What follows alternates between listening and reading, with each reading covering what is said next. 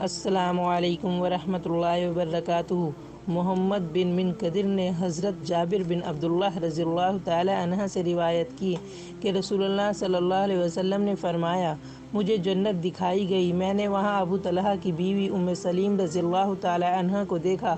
پھر میں نے اپنے آگے کسی کے چلنے کی آہٹ سنی تو وہ بلال تھے۔ ابو ہریرہ رضی اللہ عنہ کہتے ہیں کہ رسول اللہ صلی اللہ علیہ وسلم نے بلال سے صبح کی نماز کے بعد فرمایا کہ اے بلال،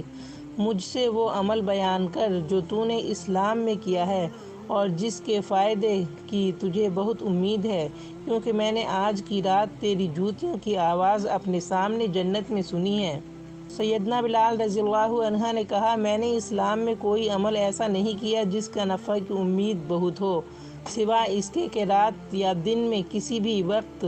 جو پورا وضو کرتا ہوں تو اس وضو سے نماز پڑھتا ہوں جتنی کہ اللہ تعالیٰ نے میری قسمت میں لکھی ہوتی ہے۔ اے اللہ تعالیٰ، ہمارا خاتمہ ایمان پر فرما دینا اور ہمیں جنت الفردوس میں اعلیٰ مقام عطا فرما دینا، آمین یا رب العالمین۔